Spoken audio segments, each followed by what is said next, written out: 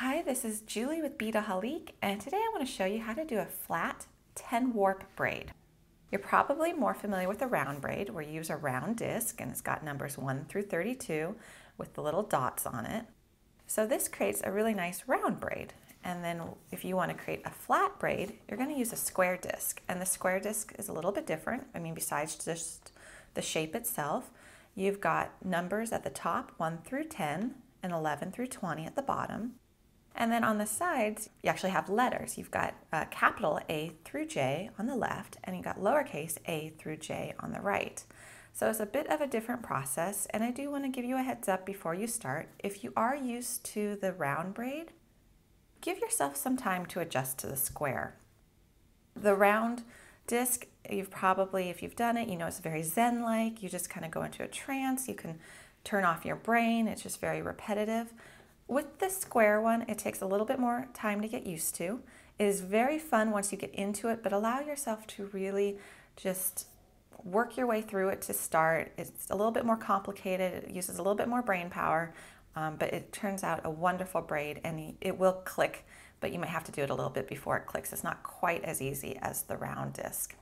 So what I've done here, this is a 10 warp, which of course means I've got 10 strands. So I just tied a simple knot at the end and I put it through the middle. And then I took my warps and I just put them into the slots.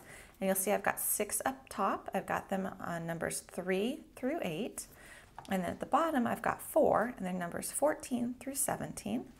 And then I've wound my excess rat tail onto these bobbins. If you're not familiar with how to wind the bobbins, it's very, very easy. They've got a pop action to them. And they just open, and then you just take the end of your strand, hold it, and then just wind it around. Leave as much as you're comfortable with at the bottom. You don't want these to get too tangled, but you want them to hang below. You can see I've got different size bobbins here. It doesn't really matter what size you use as long as they're large enough to contain your amount of cord, and I'm using Satin Rattail here. So now I'm going to take a Kumihimo weight, and I'm just going to attach it to my strands. And what this will do is this is going to pull my braid down through the center, keep my tension nice and tight, and really just make it a lot easier, actually, I find, to braid. To begin, you're going to start by moving warps to the side. And what you're going to do is you're going to take your warp from number 5 and you're going to move it over to the lowercase e. And you're going to take your warp from number 6 and move it over to the capital E. Now you've vacated these 2 slots, so the first one we're going to move into is we're going to move notch 15 to 5. Now we've vacated 15, so we're going to move 4 to 15. We're going to move 14 to 4 and 3 to 14. So we just did the left side of our board. Now we need to do the right side of our board. So what we're going to do here is we're going to move 16 up to that vacated 6 spot. We're going to move 7 down to 16, 17 up to 7, and 8 down to 17. So you notice we just kind of did up, down, up, down. And now what we have to do is we have to replace our side warps. So we have to move capital E up to 3 and lowercase e up to 8. And now we just repeat the same sequence over again. So we're going to take your 5 and move it to notch E. See how we're starting to cross our braids down here? And then we're going to take our 6 to capital E. We're going to take our 15 up to 5. So that was up. Now your 4 is going to go down to 15.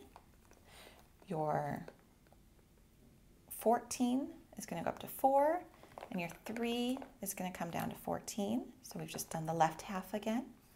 And now we're going to take your 16 up to 6, your 17 down to 16, your 17 up to 7, and your 8 down to 17. So we've done the right half. And this is just all repetition.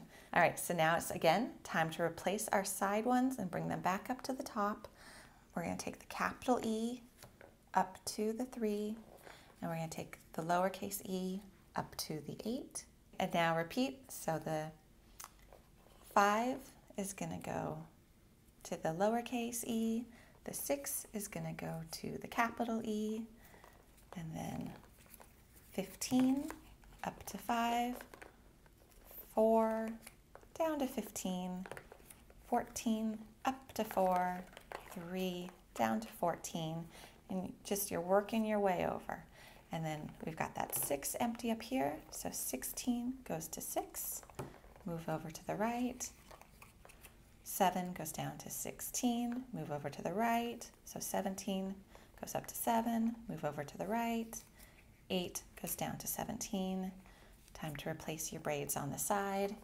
So you're going to take your E to 3, your E again to 8, and I'm going to keep doing this because it does take a little bit for it to just click, so I want to show you enough of this braid so it really makes sense. So 5 going over to lowercase e, so we're crossing over all of our strands. 6 is going over to capital E, again crossing over all of our strands. We're going to do the left side, 15 to 5, 14 to 15, 14 to 4, and 3 to 14. Now time for the right side, 16 to 6, 7 to 16, 17 to 7, and 8 to 17. Replace our side braids, or our side warps I should say, and then we're just going to repeat. And at some point it's just going to click. You're not going to actually even think of the numbers anymore. It's just going to be the repetitive pattern.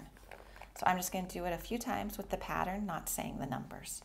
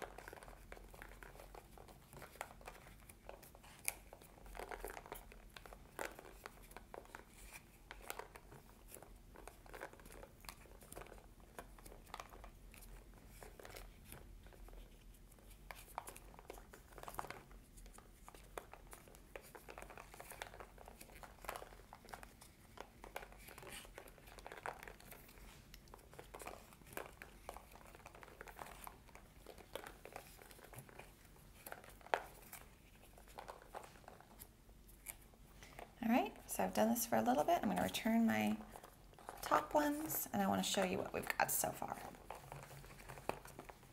And this is how our braid is starting to look, and you'll see it's a flat braid. And it's real important that you keep your tension straight. You can see I got a little bit tighter in the middle, so my braid went from this to this. So that's real important. I've also found with this braid that I actually end up cutting off part of the end just because it does end up a little bit wonky down at the bottom. So I'm going to braid for a little bit more off camera, and then I'm going to come back and show you what a little bit of a longer braid looks like so you can actually see the pattern that develops.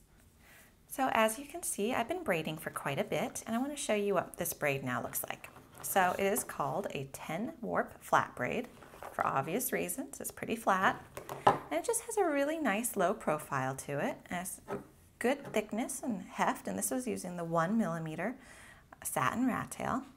And then I want to show you a couple of quick things about this. I always find that my beginning is a little wobbly, and so when I attach my ends, I'm going to actually cut it about here, so I don't even have to worry about that. You will see, I'll lay this as flat as I can so you can hopefully see it. There is a little wobble here and there, and that's really common with this, and what is causing that little wobble is your tension. It's just how strong and how much effort you're pulling your threads with. And I find I usually get these little wobbles when I put my Kumihimo down, I go do something else, and then I pick it up a little bit later. It's just I'm working at just a slightly different tension versus when I'm in the zone and it's just flowing. So that's just a couple little tips to keep in mind. And in an upcoming video, I'm going to show you how to actually go ahead and finish off your ends for flat braid Kumihimo and then turn it into what this is going to be, is actually going to be a bracelet.